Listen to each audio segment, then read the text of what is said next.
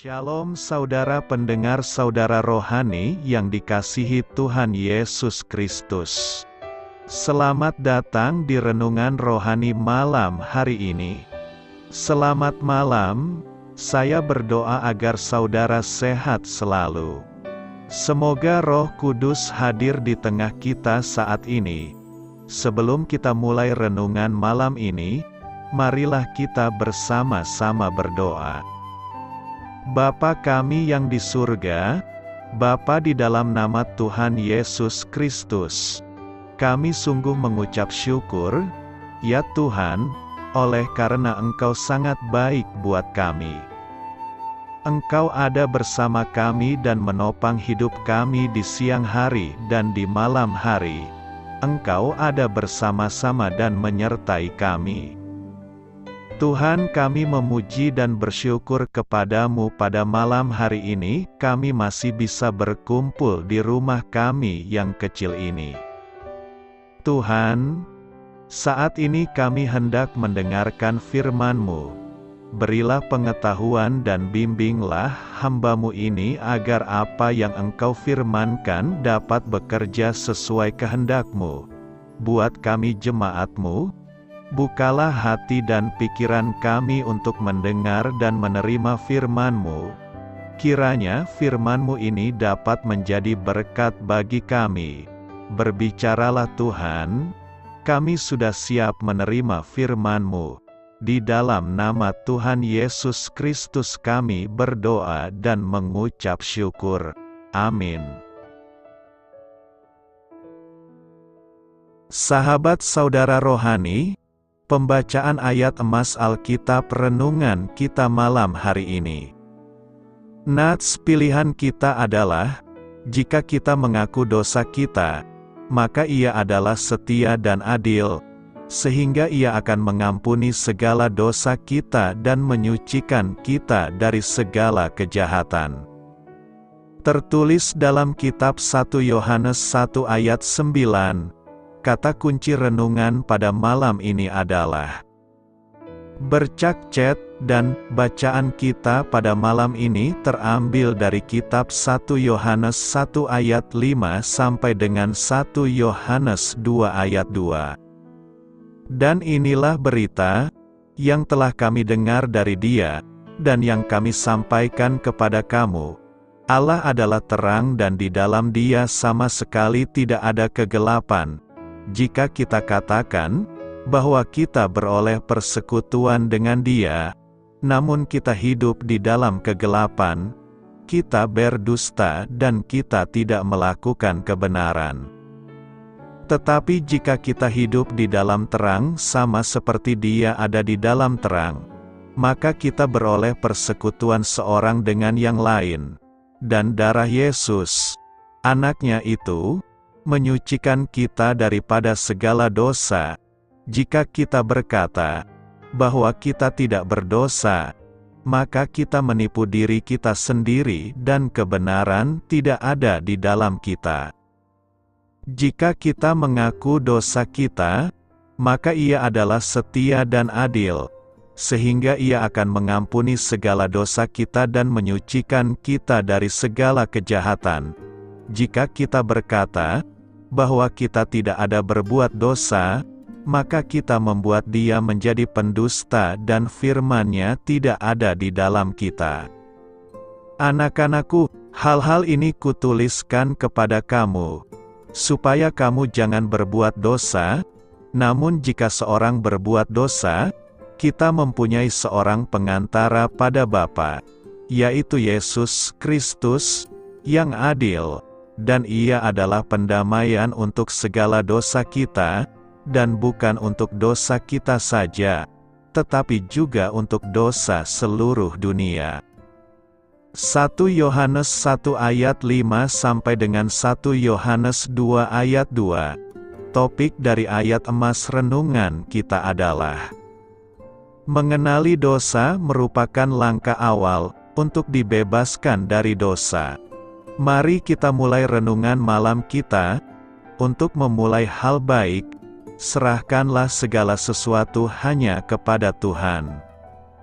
Kisah inspiratif ketika saya mengecat dinding yang tinggi dengan kuas gulung, timbullah percikan cat yang halus sehingga meninggalkan bercak-bercak putih di kacamata saya. Bercak-bercak itu tampak jelas oleh orang lain, tetapi saya sendiri tak menyadarinya. Suatu pagi ketika hendak bekerja, sinar matahari yang menembus lensa kacamata saya membuat bercak-bercak itu terlihat sehingga mengganggu penglihatan. Sama halnya dengan beberapa cacat kecil moralitas kita. Orang lain dapat melihatnya, tetapi kita tidak, dan saat kita mempelajari firman Allah, cahaya kebenaran Tuhan Yesus Kristus akan menyinari kita sehingga segala cacat itu dapat terlihat dengan jelas. Karakternya yang murni, kasih sejatinya, dan motivasinya yang tulus akan menyingkapkan bercak-bercak dosa yang ada dalam setiap tindakan kita. Kebohongan-kebohongan kecil yang kita anggap baik, kemarahan yang egois, kemunafikan kecil, dan motivasi yang tidak murni akan terlihat jelas. Semua itu ada dalam diri kita dengan kadar yang berbeda. Betapa pekanya Rasul Yohanes. Ia menulis, "Jika kita berkata bahwa kita tidak berdosa, maka kita menipu diri kita sendiri. Tetapi puji Tuhan, jika seorang berbuat dosa, kita mempunyai seorang pengantara pada Bapa, yaitu Yesus Kristus yang adil. Ketika kita mengaku dosa kita, maka Dia menjadi pengantara kita di hadapan Bapa. Ketika kita mengakui kekurangan kita, Allah akan menyucikan kita, bahkan bercak-bercak halus yang tak selalu kita lihat.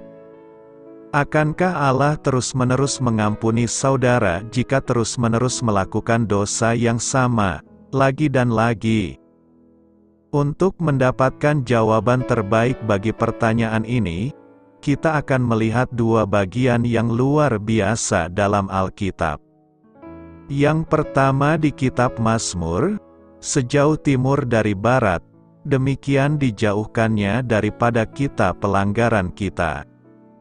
Salah satu cara paling efektif setan untuk mempermainkan orang Kristen adalah dengan berusaha meyakinkannya kalau dosa-dosanya tidak benar-benar diampuni, yang merupakan penghinaan bagi firman Allah.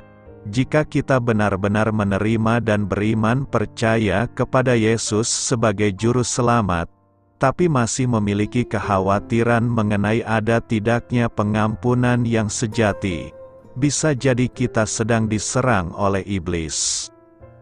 Iblis tidak suka ketika orang-orang dibebaskan dari cengkeraman mereka. Iblis akan selalu mencoba untuk menanam benih keraguan-raguan dalam pikirannya mengenai realitas keselamatannya. Sebagai salah satu tipu daya iblis, ia akan terus-menerus mengingatkan kita atas dosa masa lalu, yang ia gunakan untuk membuktikan bahwa Allah tidak mungkin mengampuni atau memulihkan kita. Serangan iblis ini merupakan tantangan nyata bagi kita untuk sepenuhnya bersandar pada janji Allah dan percaya pada kasih-Nya. Mazmur bagian ini menyatakan kepada kita bahwa Allah tidak hanya mengampuni dosa kita, tapi juga menghapuskannya sepenuhnya dari hadirat-Nya. Ini adalah hal yang sangat dalam artinya, tak diragukan lagi.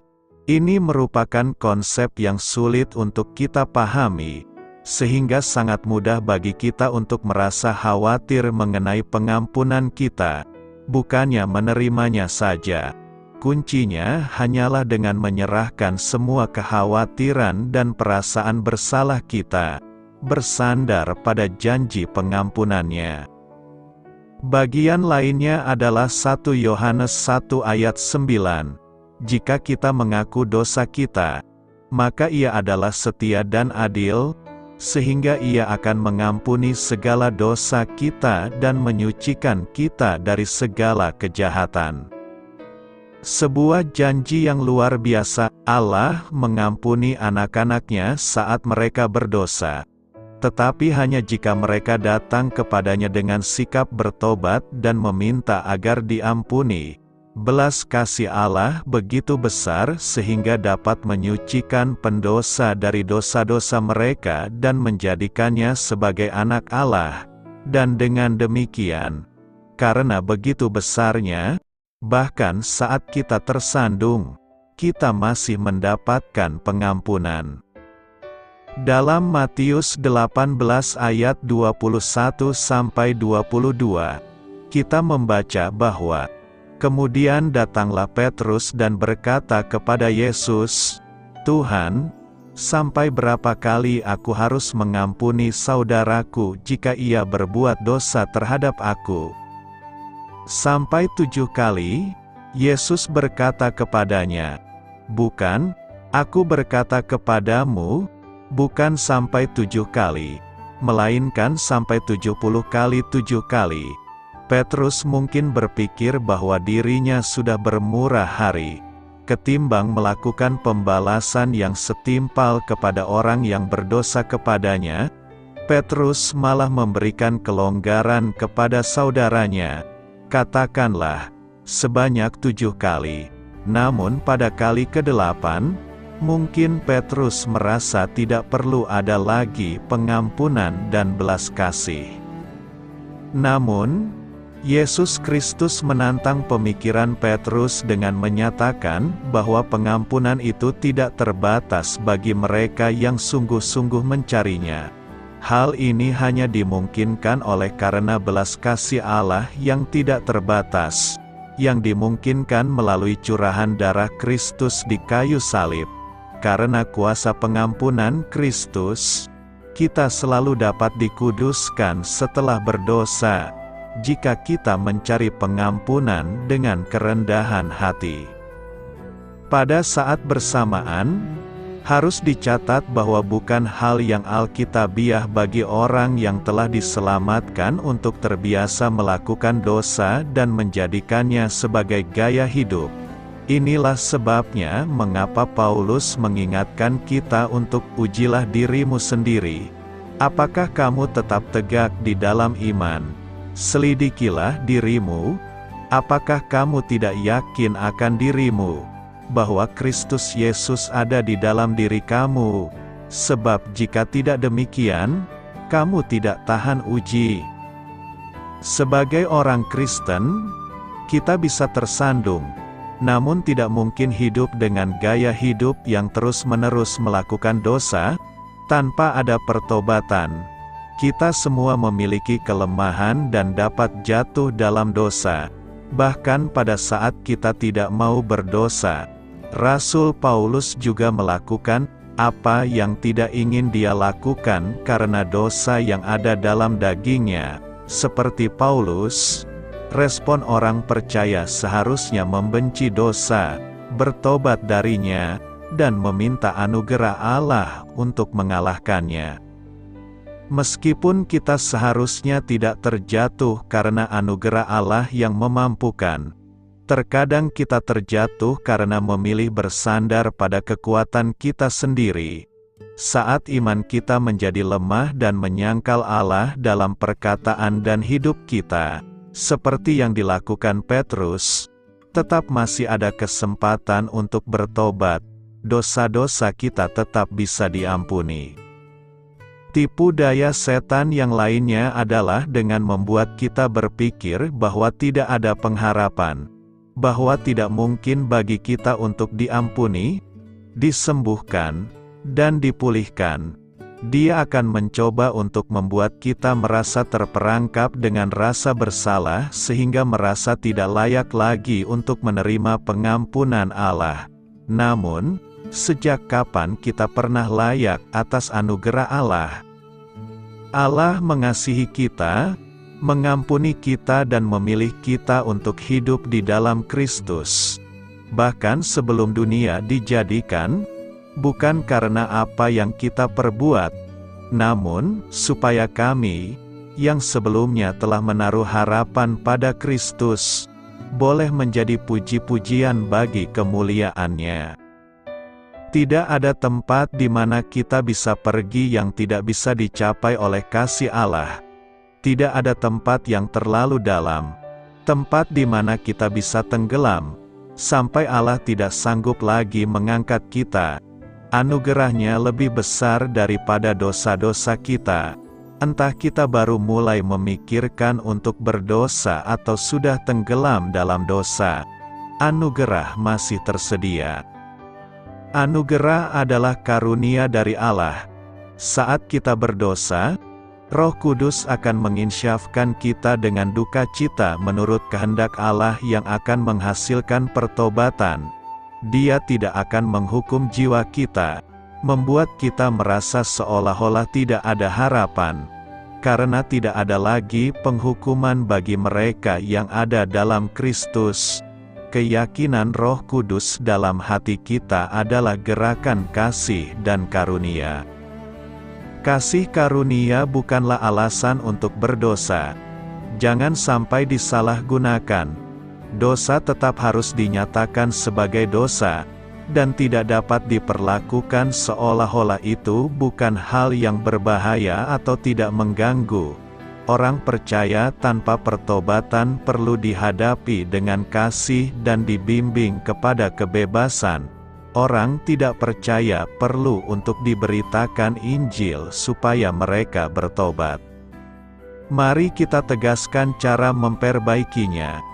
Karena kita telah menerima kasih karunia demi kasih karunia, inilah bagaimana kita hidup, bagaimana kita diselamatkan, bagaimana kita dikuduskan, dan bagaimana kita dipelihara dan dimuliakan. Ketika berdosa, mari kita menerima kasih karunia dengan cara bertobat dan mengaku dosa kita kepada Allah. Mengapa kita hidup dalam kecemaran saat Kristus menawarkan untuk membersihkan kita, dengan memenuhi dan membenarkan kita di mata Allah? Doa saya menyertai saudara sekalian. Saya memberkati Anda agar sewaktu Anda mencarinya dari Dia, Bapa Surgawi Anda akan memberikan bagi Anda roti harian Anda. Dalam nama Yesus Kristus, Tuhan yang berkuasa atas alam semesta dan menuntun kita kepada iman yang menyelamatkan, Tuhan Yesus menyertai senantiasa. Terima kasih sudah berkenan mendengarkan renungan malam saudara rohani. Tuhan memberkati. Amin.